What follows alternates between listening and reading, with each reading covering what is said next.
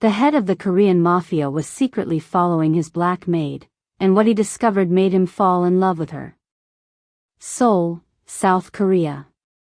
A city where ancient traditions collide with modern ambition, where neon lights mask secrets darker than the night itself. And in the depths of this sprawling metropolis, one name inspired both reverence and terror. Tae Sung. At 33, Tae Sung wasn't just the leader of the Jade Dragon Syndicate. He was a legend. They whispered that he could read a man's intentions from across a crowded room, that he had never lost a negotiation, that crossing him was the last mistake anyone ever made. His penthouse occupied the entire top floor of the Hanam Tower, 68 stories above the chaos he orchestrated. Floor-to-ceiling windows offered a panoramic view of a city that bent to his will. Every surface gleamed. Every corner was pristine. Every detail was controlled. Everything except the loneliness that haunted him in the silent hours before dawn. Welcome back, friends. This is Prince of Afro-Korean stories, where passion, danger, and impossible romance intersect. Please keep sharing your ideas for future episodes. And kindly like, share, and subscribe, and activate notifications so you never miss our latest content. Then drop a comment telling me your location, Seoul, Chicago, somewhere between. I want to know who's bold enough to hear what really happened. Maya Johnson arrived on a gray Wednesday morning, her resume clutched in trembling hands. 26 years old, she had flown from Atlanta 3 months ago with dreams that had withered quickly in the harsh reality of Seoul's competitive job market. Being a black woman in a homogeneous society had proven more challenging than she'd anticipated. The agency had been her last hope, and when they mentioned the Min household, the receptionist's face had gone pale. "Nobody stays long there," she'd said. "The employer is difficult. Demanding. Dangerous, some say." Maya couldn't afford to care about dangerous. She had responsibilities that outweighed her fears, burdens that made risk seem insignificant by comparison. The elevator ride to the penthouse felt endless. When the doors finally opened, she stepped into a space that belonged in an architectural magazine. A man in an immaculate charcoal suit waited for her. His expression revealed nothing. "You're the new domestic worker," he stated rather than asked. His English was crisp, almost British in its precision. "Yes, sir." "Maya Johnson. The agency sent me. I am Assistant Director Park. I oversee Mr. Min's household operations. The rules are non-negotiable. One violation means immediate termination. Is this acceptable to you?" "Yes, sir." Assistant Director Park presented her with a typed document. "Your duties and restrictions. Mr. Min values absolute discretion. You will not speak unless spoken to. You will not enter his private office under any circumstances. You will not inquire about his business affairs. You will not receive personal visitors. You will not use communication devices during working hours. You will not discuss this household with anyone outside these walls." "You will not, I understand," Maya interrupted softly. "I'm here to work. Nothing more." Assistant Director Park's eyes narrowed slightly at the interruption, but he continued. The household tour lasted 30 minutes. The kitchen was equipped with technology Maya had only seen on cooking shows. The living spaces looked untouched by human presence. The guest suites remained perpetually vacant.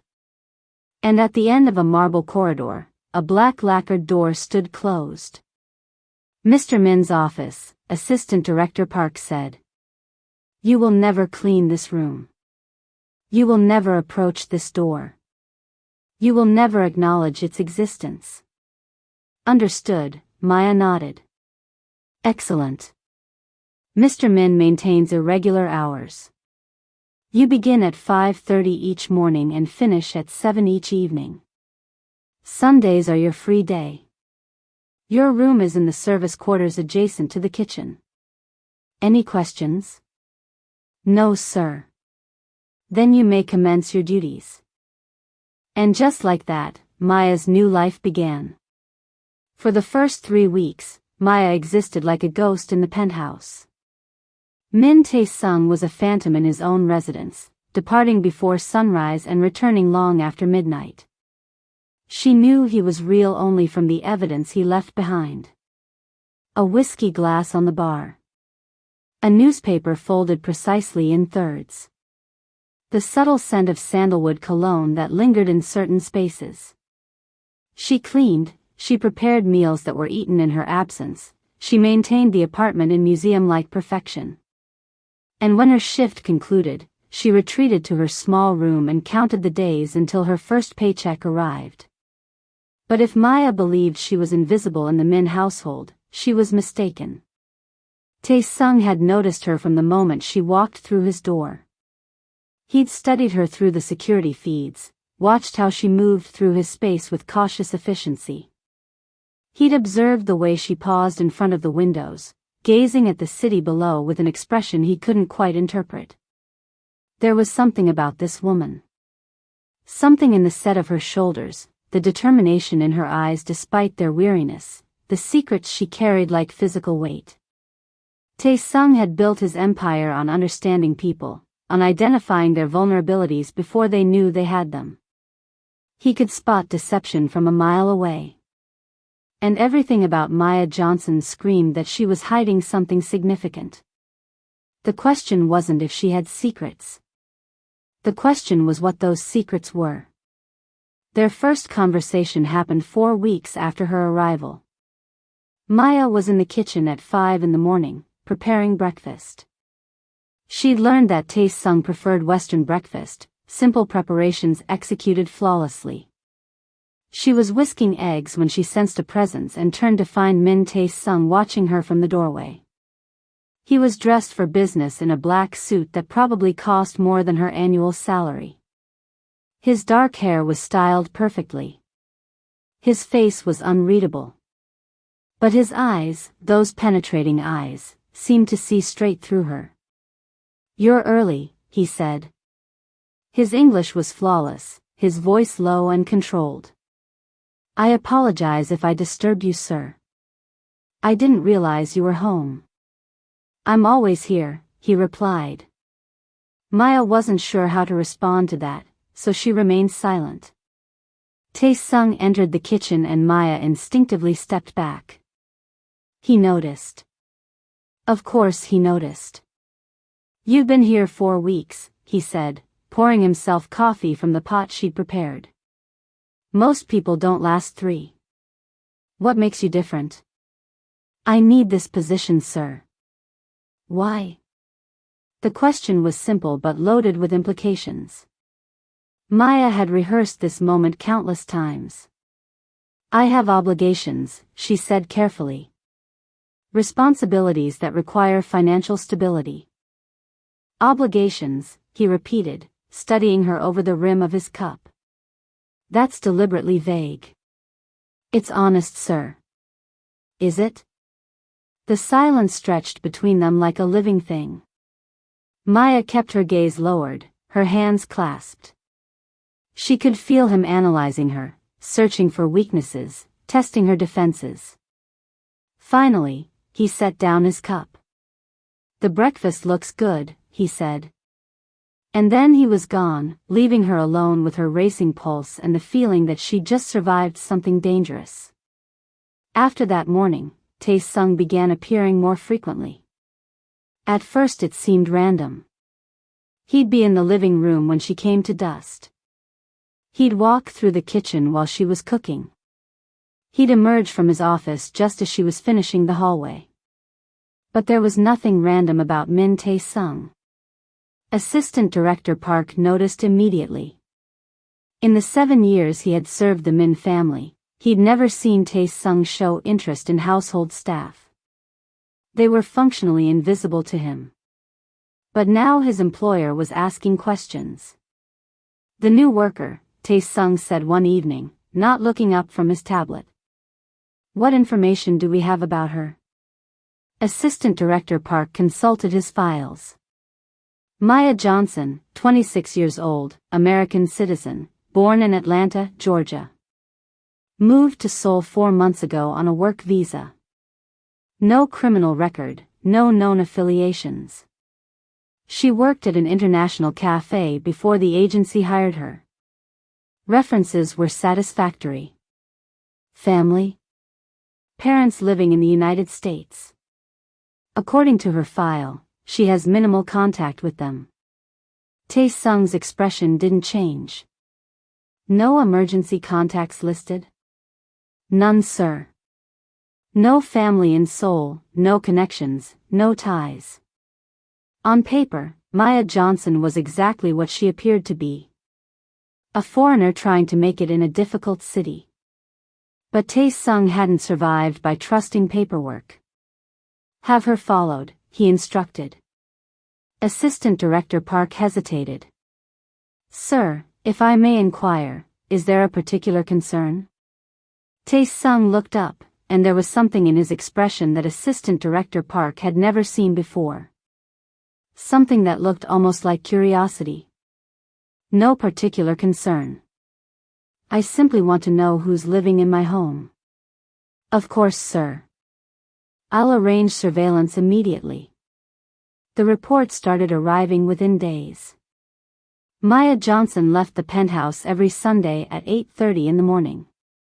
She took the subway to a neighborhood in the southern part of Seoul, a working-class area far from the gleaming towers of Gangnam. She would enter a modest apartment building and remain inside for several hours. It's a residential complex, Assistant Director Park reported.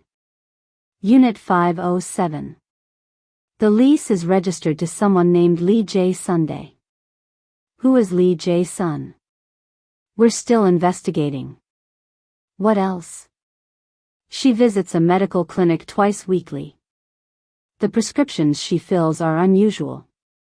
Medications for chronic conditions, but the quantities suggest they're not for personal use. What kind of conditions? Assistant Director Park checked his notes. Primarily treatments for kidney disease. Advanced stage based on the medication types.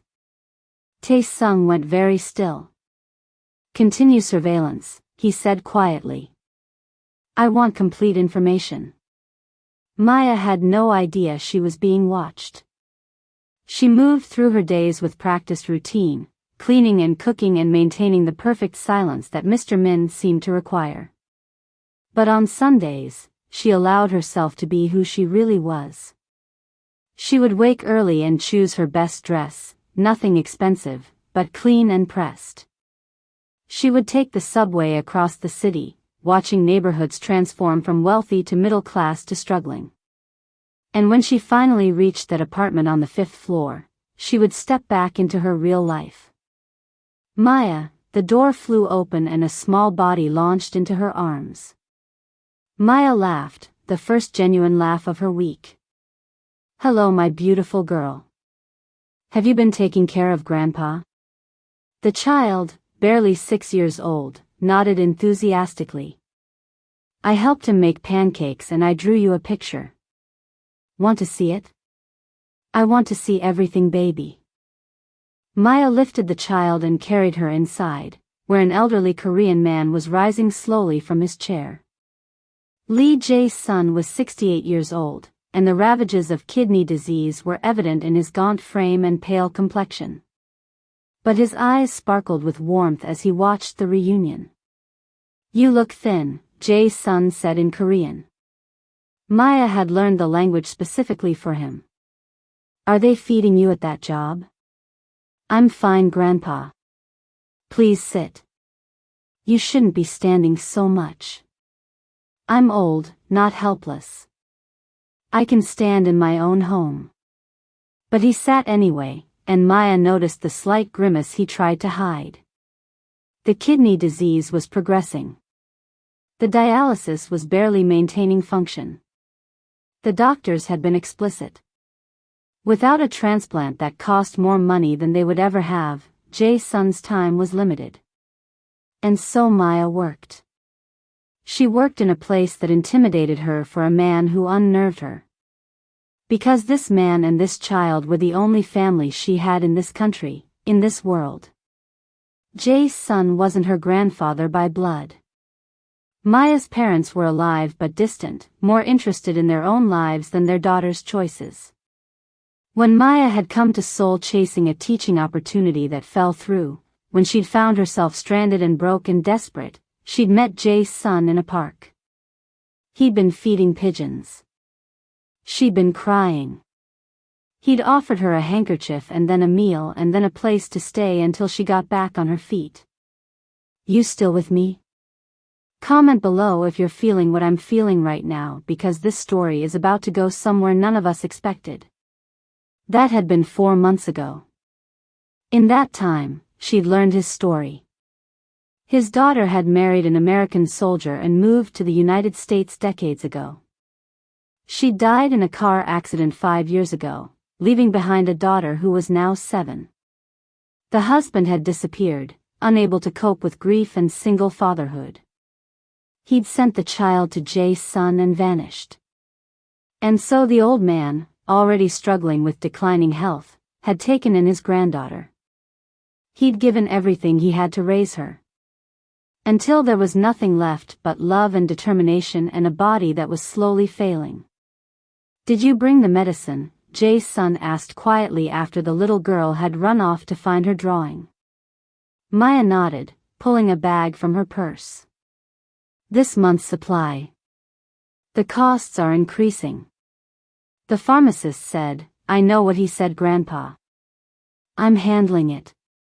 You're working too hard. That place you work, those people. I've heard stories about the Min family. Stories are just stories.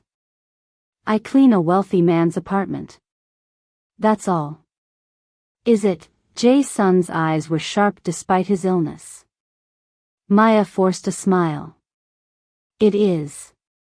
Now tell me about Soo Jin's school. How is she doing in her classes? The subject changed, but the concern in Jae's son's eyes remained. Tae Sung read the final surveillance report in his office, the door locked, the room silent.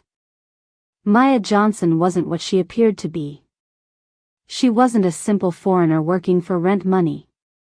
She was a woman carrying an impossible burden, supporting an elderly man and a child who weren't her family, spending every cent she earned on medicine and dialysis and school fees.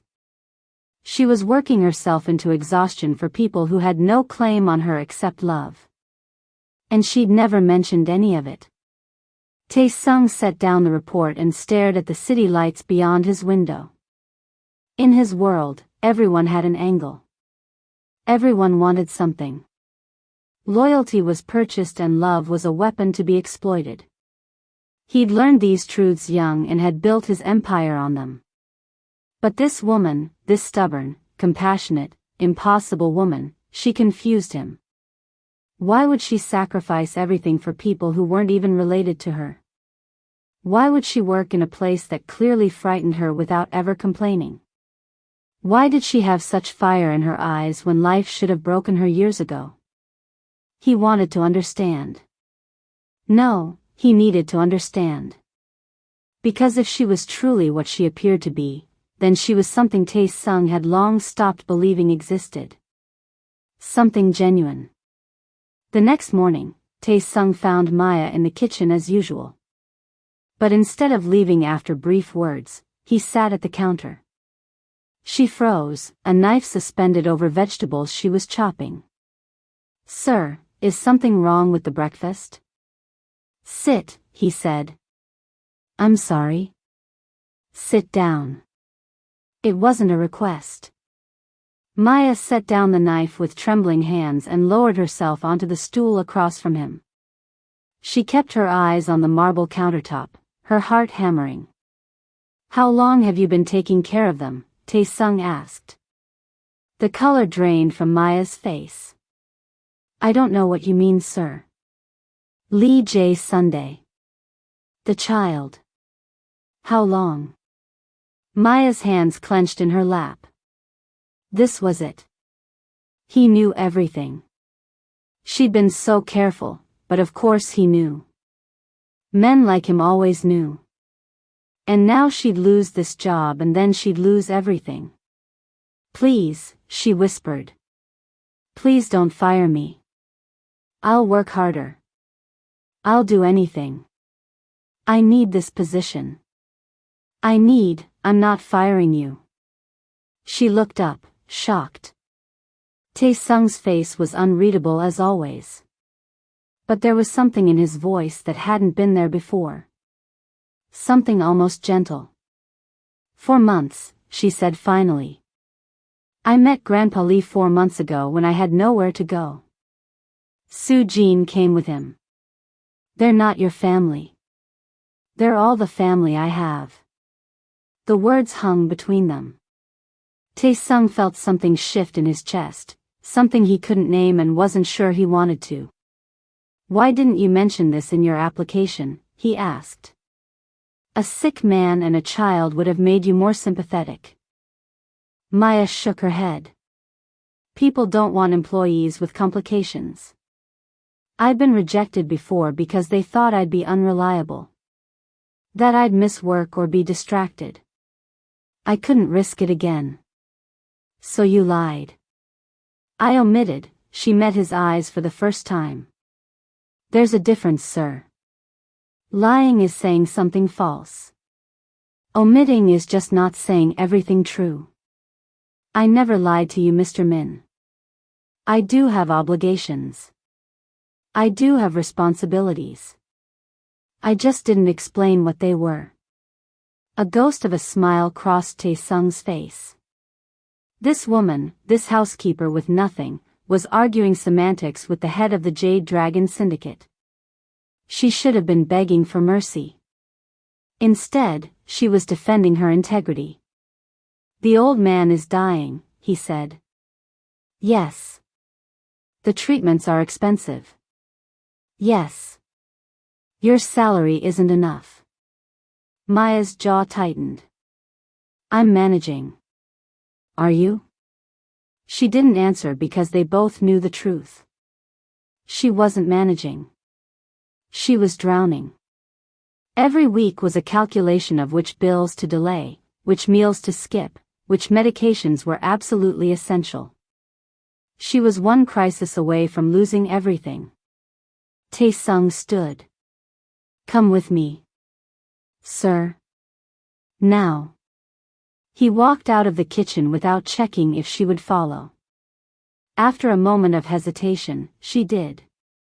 He led her through the penthouse to the black lacquered door at the end of the corridor. The office. The forbidden space. Assistant Director Park's warnings echoed in her head as Tae Sung pushed open the door and gestured for her to enter. Maya stepped inside and stopped. She had expected something ominous, evidence of crimes, weapons, something dark that matched the rumors about this man. Instead, she found a library. The walls were covered in books, thousands of them. Shelves reached the ceiling with a ladder to access the highest levels. A desk sat near the window, organized and clean, with a single lamp and a leather chair. And on the desk, a photograph. Tae Sung noticed where her gaze had settled. My mother, he said. She died when I was 11. Maya looked at the photo, a beautiful woman with gentle eyes, her arm around a young boy who hadn't yet learned to hide his emotions. She was sick for a long time, Tae Sung continued. My father refused proper treatment. Said it was too expensive. Said she was weak. His voice was controlled, but Maya could hear the ancient rage beneath it. I promised myself I would never let money be the reason someone I cared about suffered. He turned to face her. I'm going to pay for the old man's treatment. Maya stared. What? His dialysis, eventual transplant, all medications. I'll cover everything. I don't understand. Why would you? Because I can. Because you work for me, which makes your problems my responsibility. Because, he stopped, something flickering across his face. Because you remind me that there's still good in this world. Maya's eyes filled with tears. I can't accept this, sir. It's too much. The transplant alone costs, I know what it costs. I don't care. He stepped closer. You've been carrying this alone for months. Let someone help you. But why? You don't even know me. Tae Sung looked at her, really looked at her, and there was something in his expression that made her breath catch. I'd like to, he said quietly. If you'll allow me.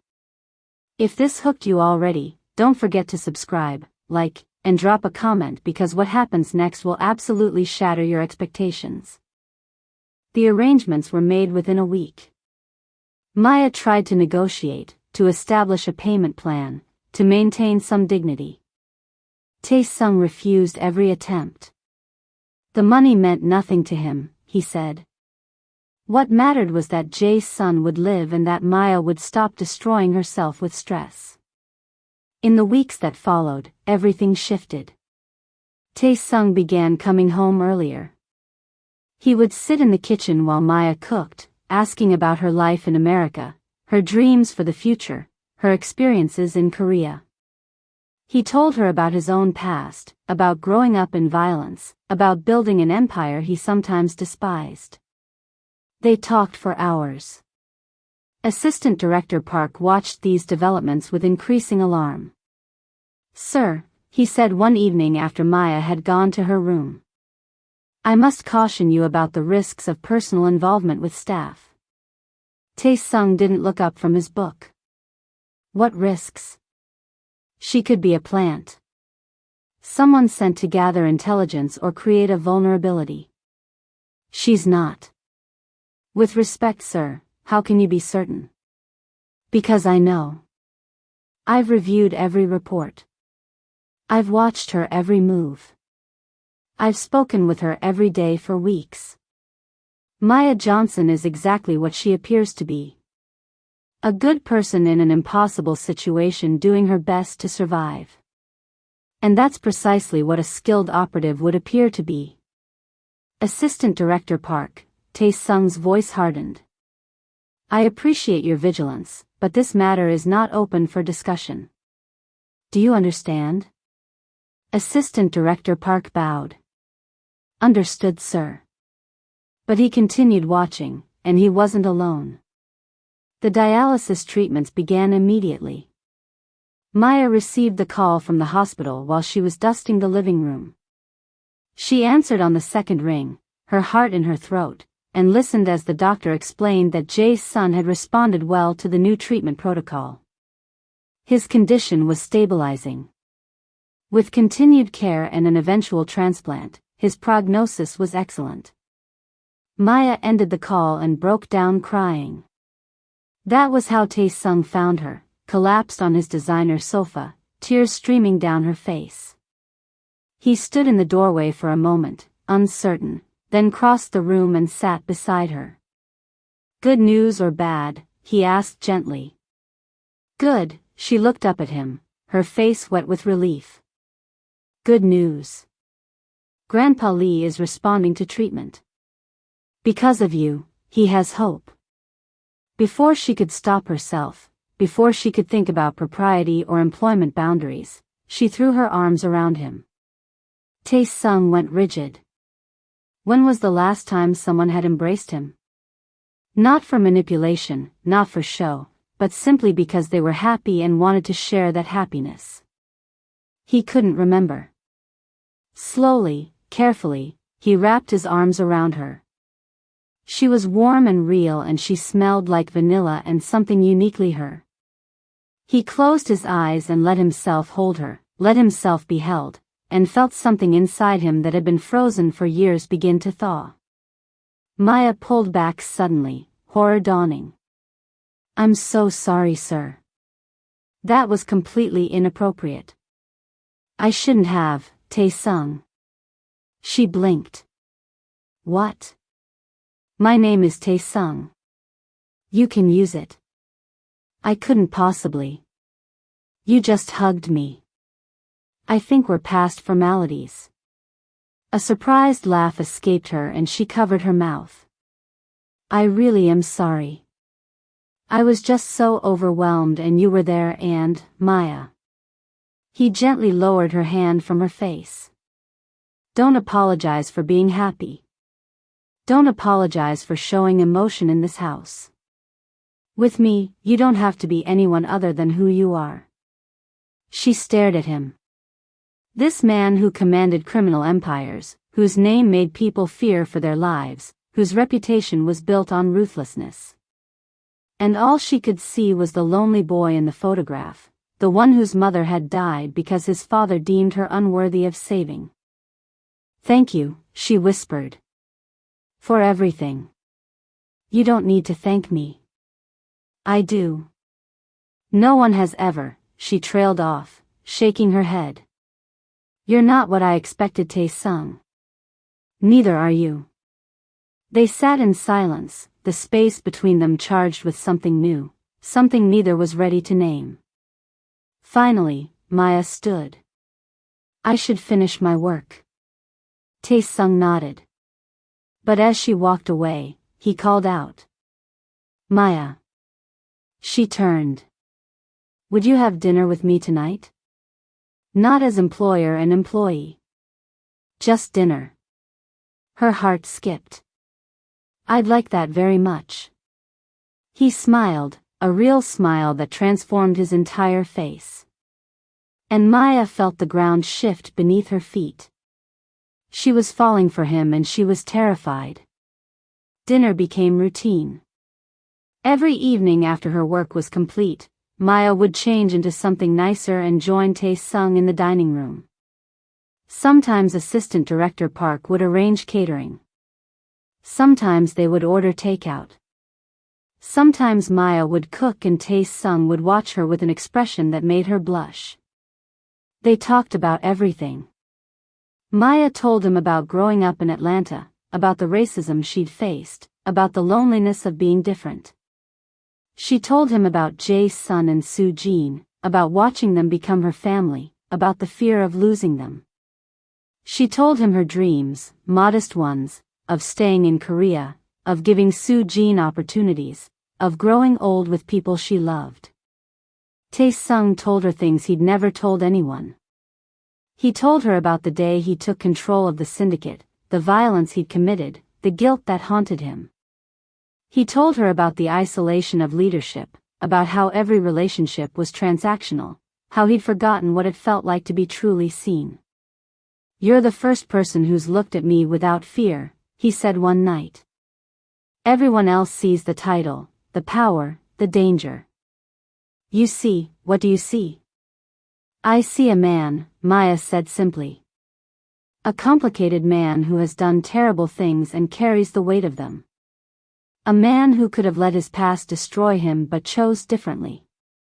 A man who saved Grandpa Lee's life for no reason except kindness. I had reasons. Did you? He looked at her across the table, candles flickering between them, his carefully constructed walls crumbling. I'm falling in love with you, he said. The words hung in the air. Maya's breath caught. Tae Sung. I know I shouldn't. I know this can't end well. I know my world is dangerous and that you deserve someone who can offer you safety. But I can't stop it. I tried. I can't. Maya stood slowly and walked around the table. She knelt beside his chair and took his hands. I'm not asking for safe, she said. I'm not asking for normal. I'm just asking for you. Whatever that means. Whatever that brings. You don't understand what you're saying. The syndicate, my enemies, the constant danger. I understand exactly what I'm saying. She reached up and touched his face, and he leaned into her palm like a man dying of thirst who'd finally found water. I've been surviving my whole life, Tae Sung. For once, I want to live. And when I'm with you, I feel alive. He kissed her. It was gentle at first, tentative, as if she might break. But she pulled him closer and the kiss deepened and all the walls they'd built around themselves came crashing down. When they finally separated, both breathless, Tae Sung rested his forehead against hers. "This changes everything," he whispered. "I know. There will be people who try to use you against me, people who will see you as a weakness. Then we'll face them together." He laughed despite everything, kissed her forehead, and held her like he'd never let go. The news spread through the syndicate like wildfire. The untouchable Min Tae Sung had taken a lover. Not a socialite, not a strategic alliance. A foreign housekeeper with no connections and no power. The reactions varied. Some of Tae Sung's men saw it as weakness, proof their leader had gone soft. They whispered in corners, wondering if perhaps it was time for new leadership. Others saw it differently. They'd watched Tae Sung for years, had served him loyally, had seen the toll isolation was taking. If this woman made him happy, if she gave him something to fight for beyond power, perhaps she was exactly what he needed. Assistant Director Park was conflicted. He'd been with the Min family since Tae Sung's father ruled. He'd watched Tae Sung grow from a brutalized child into a formidable leader. But he'd never seen his employer smile the way he smiled when Maya was in the room. "You're concerned," Tae Sung said one morning, catching his expression. "It's not my place to be concerned, sir. It is your place to speak honestly.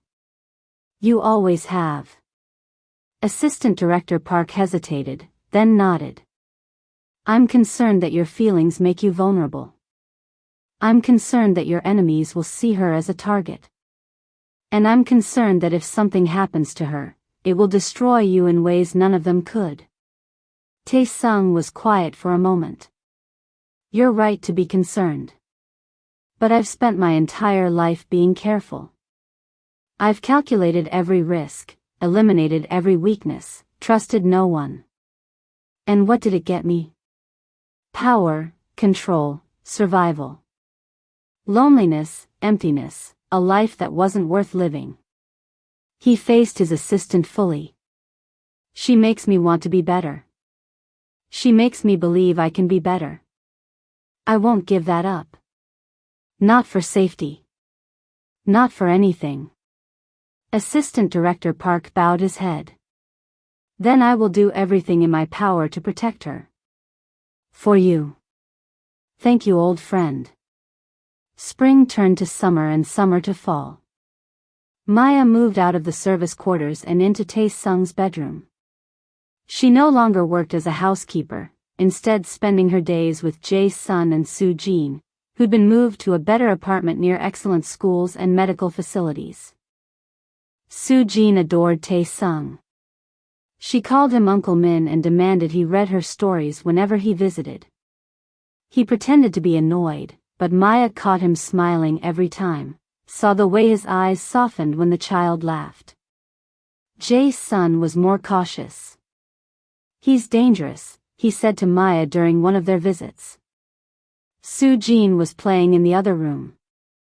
"I've heard the stories about his family, about what they do. I know what he is, Grandpa." "Do you?" "Because the girl I met 4 months ago, the one who worked herself sick to buy my medicine, that girl knew better than to fall in love with dangerous men." Maya took Jae's son's weathered hand. "He's not a monster. He's done terrible things, yes, but he's also kind and gentle and lonely and desperately trying to be better. Doesn't everyone deserve the chance to be better?" Jae's son sighed. "You sound like me 50 years ago. I said the same things about my wife before we married. And you loved her until she died." "I did. But loving her was the hardest thing I ever did. It nearly broke me a dozen times." He squeezed Maya's hand. "I don't want that for you. Maybe some things are worth being broken for." Jae-sun looked at her, this young woman he'd come to love like a granddaughter. And he saw something he hadn't expected. Joy. Just be careful, he said finally. And if he ever hurts you, I don't care how many gangsters he commands. I'll find a way to make him pay. Maya laughed and hugged him. I know you will, Grandpa. I know you will. The trouble began in winter. A rival organization, the Red Phoenix Clan, had been encroaching on Jade Dragon territory for months. Tae Sung had responded with measured force, trying to avoid all-out war. But the Red Phoenix were ambitious and reckless, and their leader, Choi Sang-woo, was searching for any advantage. He found it in Maya Johnson. The ghost has a woman, Sang-woo said to his lieutenants, spreading photographs across the table. A foreigner, a nobody. And from what my sources tell me, he's completely obsessed with her. What are you proposing? Asked his second-in-command. Sang-woo smiled coldly. I'm proposing we give Min Tae-sung a reason to stop being so careful. A reason to make mistakes. A reason to destroy himself. You want to take her. I want to break him. Taking her is just the method. The plan was executed swiftly. Maya was leaving the medical clinic after Jae-sun's appointment when they grabbed her. She was walking to her car, checking her phone for messages from Tae Sung, when a black van pulled up beside her. She didn't even have time to scream. Strong hands seized her, a cloth covered her mouth, and she was thrown into the vehicle. The doors slammed. The van sped away. The entire abduction took less than 20 seconds. If you're still here, subscribe, because stories like this only work when people stay. Tae Sung received the call 15 minutes later. He was in a meeting with his financial team, discussing legitimate business ventures, when Assistant Director Park burst through the door. One look at his face told Tae Sung everything. What happened? His voice turned to ice. Miss Johnson. She's been taken. The temperature in the room seemed to drop 10 degrees. The financial advisors, civilians who didn't know who they really worked for, shifted uncomfortably. Leave us, Tae Sung said. They fled. When the door closed, Tae Sung stood. Who? Choi Sang-woo. He's claiming responsibility. He's demanding, Secretary Park swallowed. He's demanding your territories. All of them. In exchange for her life. Tae Sung's hands curled into fists. Where is she? We're working on it. Our people are. I want every resource we have on this. Every contact, every informant, every soldier. I want Choi Sang-woo found. And I want him to understand exactly what happens to people who touch what's mine. Sir, if we mobilize that aggressively, there will be war. Then there will be war. Assistant Director Park had never seen his employer like this. Min Tae-sung was famous for cold calculation, strategic patience, flawless execution. This man, this creature of barely controlled rage, was someone else entirely. Find her, Tae Sung said, his voice dropping to a whisper that was somehow more terrifying than any shout. Find her or I will burn this city to the ground looking for her myself. Maya woke in darkness. Her head throbbed, and when she tried to move, she discovered her hands were bound behind her back. She was lying on a cold concrete floor in what appeared to be a warehouse. Weak light filtered through grimy windows high above. She wasn't alone. A man stood across the space watching her. He was middle-aged, well-dressed, with an expression of smug satisfaction that made her stomach turn. Ah, you're awake, he said, approaching. Maya Johnson, the woman who captured the ghost's heart. I must say, I expected someone more impressive. Maya forced herself to stay calm. Panicking wouldn't help. Who are you? Choi Sang-woo. I'm sure your boyfriend has mentioned me. He hasn't. Sang-woo's smile faltered. No? How disappointing. I'll have to make a more memorable impression then. He crouched beside her and Maya resisted the urge to recoil. Here's what's going to happen. I'm going to contact Tae Sung. He's going to surrender his territories, his operations, everything. And when he does, I'll let you go. Simple. He won't do it. Oh, I think he will. From what I understand, you're quite special to him. Maya shook her head. You don't understand. He won't give up his organization. Not for me. Not for anyone. He can't. Can't or won't? Both. The syndicate isn't just his business. It's his responsibility. Thousands of people depend on him. He can't hand that over to someone like you. Sang-woo's face darkened. Someone like me? Someone who would use an innocent person as a bargaining chip. Someone without honor. The slap came fast and hard, snapping her head to the side. Maya tasted blood. You should be more careful how you speak to me, Sang-woo said coldly. I don't need you in perfect condition. A few broken bones will still send my message. Maya looked up at him and despite the fear, she forced herself to smile. You've already lost, she said. You just don't realize it yet. Tae Sung received the ransom video 10 hours after Maya's kidnapping. It showed her tied to a chair, a fresh bruise blooming on her cheek. Sang-woo stood beside her, delivering his demands with theatrical confidence. But it was Maya who captured Tae Sung's attention. In the middle of Sang-woo's speech, while his back was turned, Maya looked directly at the camera. Her eyes moved deliberately. Left, right, up, down, left, left. Then she blinked in a pattern. 3 times, pause, 4 times, pause, 7 times. A code. 347, an address system they developed together, half playfully, half as precaution. She was telling him where she was. Tae Sung's heart surged with pride and relief. His brilliant, brave, impossible woman. I know where she is, he said. Assistant Director Park looked up. How? She told me. He didn't explain further. There wasn't time. The assault on the Red Phoenix warehouse was swift and brutal.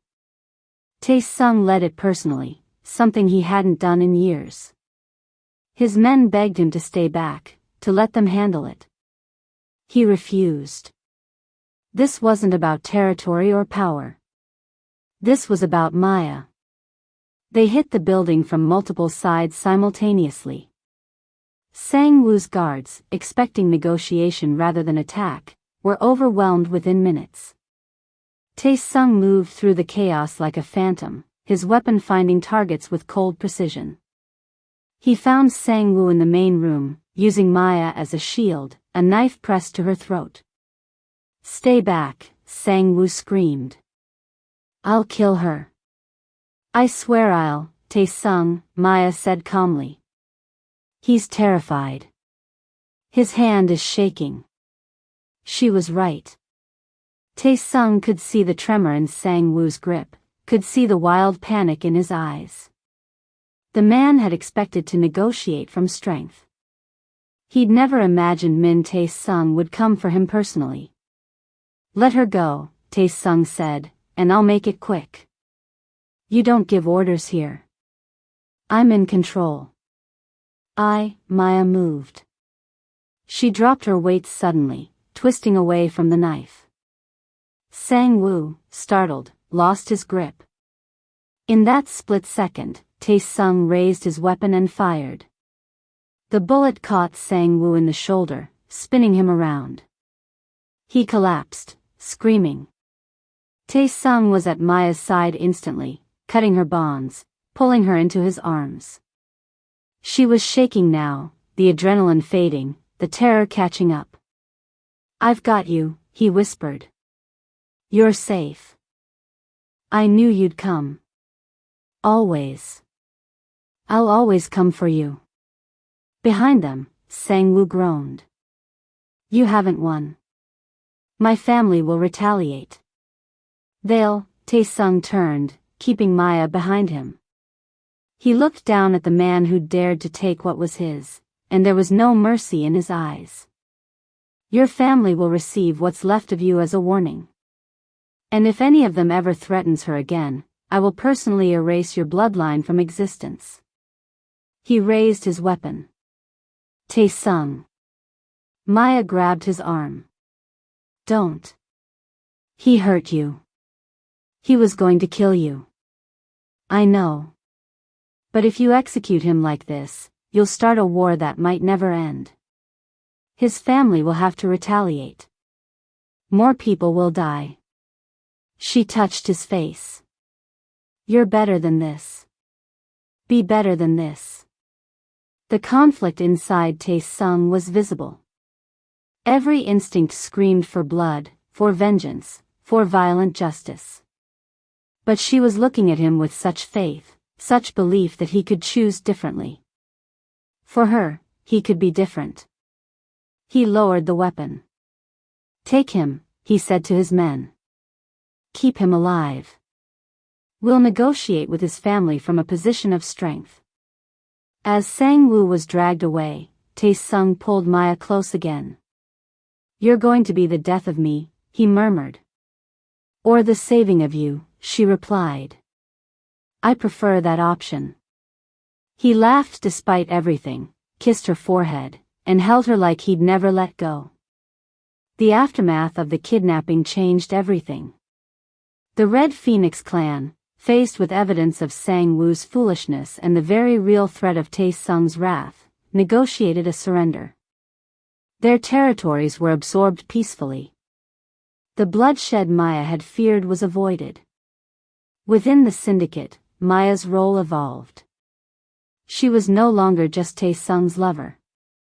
She'd become something else. A symbol. A moral compass. The men who had initially dismissed her as weakness began to see her differently. She'd been captured, threatened, hurt. And she'd still managed to communicate vital information. She'd talked Tae Sung down from executing an enemy, potentially saving hundreds of lives. She was strong, she was smart, and she had the ear of the most powerful man in Korean organized crime.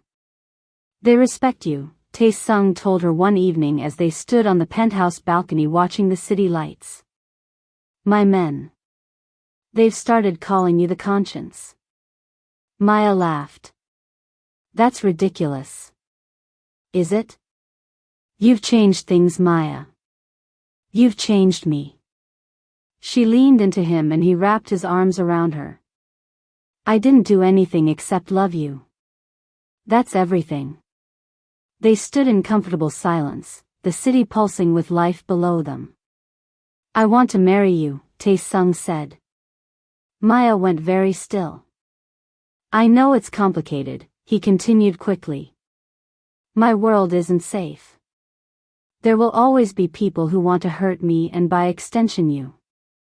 I can't promise you peace. But I can promise that I will spend every day trying to be worthy of you. I can promise that I will protect you with everything I have. I can promise that you will never be alone again." He turned her to face him. "Maya Johnson, will you marry me?" Tears streamed down her face. "Yes. 1,000 times yes." He kissed her and the city sparkled below them, and for one perfect moment, the world was exactly as it should be. The wedding was held 6 months later. It was a small ceremony, intimate, nothing like the grand affairs powerful men usually threw. Maya had insisted on simplicity and Tae Sung had agreed without hesitation. Soo-jin was the flower girl. She walked down the aisle with exaggerated seriousness, scattering petals like she was performing surgery. The guests, a mix of Tae Sung's most trusted associates and Maya's small circle of loved ones, tried not to laugh. Jae's son sat in the front row, healthy and beaming. Beside him, Assistant Director Park maintained his usual stoic expression, but there was warmth in his eyes. And when Maya walked down the aisle in simple white, Tae Sung forgot how to breathe. She was beautiful. She'd always been beautiful. But today, with joy radiating from her face, she was transcendent. "You look," he trailed off when she reached him, unable to find words. "You too," she said, squeezing his hands. "Like a man who finally found what he was looking for," he said. "You found her exactly when you were supposed to." They exchanged vows. Simple ones. Honest ones. Not flowery promises, but real commitments acknowledging the complications of their life together. They promised honesty, patience, support through inevitable darkness. And when they kissed, the small crowd erupted in cheers. Later at the reception, Jae's son approached Tae Sung. "I want to say something to you," he said, his voice firm despite happy tears. Tae Sung straightened respectfully. "Yes, sir. That young woman has faced more hardship than anyone should endure. She lost everything, built herself back up, and still found room in her heart to love you with all your complications and dangers. I know. Do you? Because if you ever make her cry tears of sadness, if you ever make her regret choosing you, I don't care how many soldiers you command. I will find a way to make you pay." Tae Sung smiled genuinely. "I believe you, sir.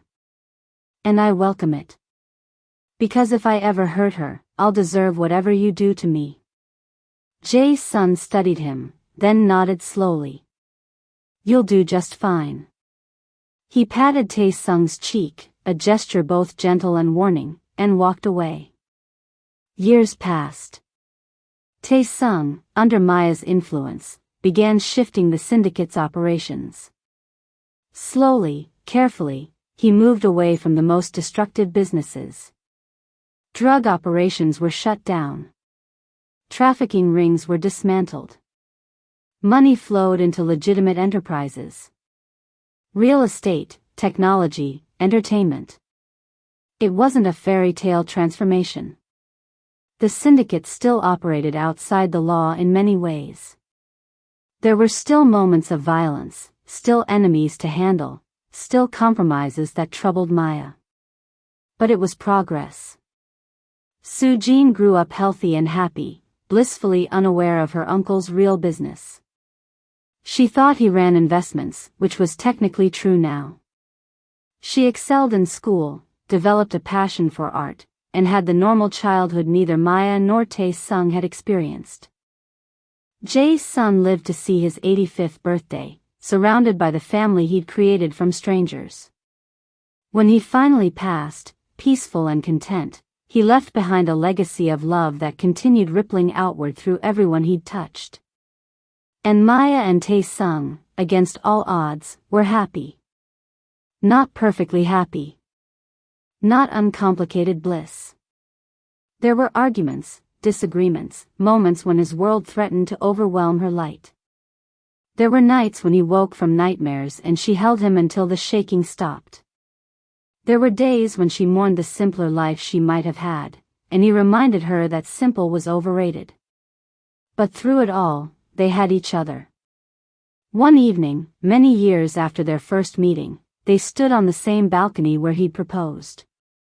The city had changed around them, but their love remained constant. "Do you ever regret it?" Tae Sung asked.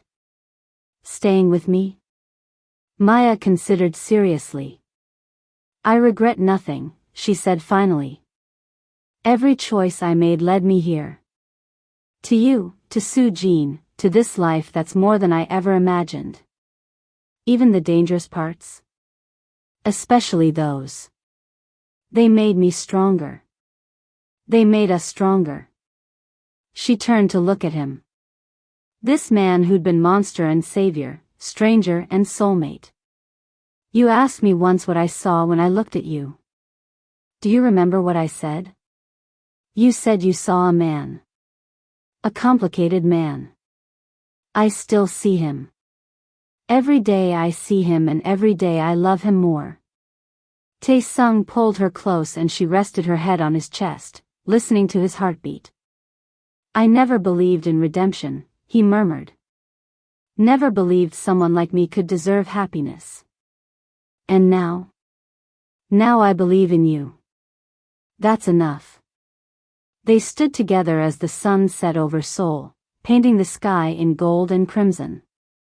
The city hummed with life below, millions of stories unfolding in the gathering darkness. But their story was the one that mattered. A story of finding light in the darkest places, of love that defied logic and expectation, of two broken people who somehow made each other whole. It wasn't a fairy tale. It was better. It was real. And they lived not happily ever after, but happily enough, with all the complications and challenges and doubts that real love entails. Which in the end is the best any of us can hope for. We've reached the conclusion of our compelling African-Korean story.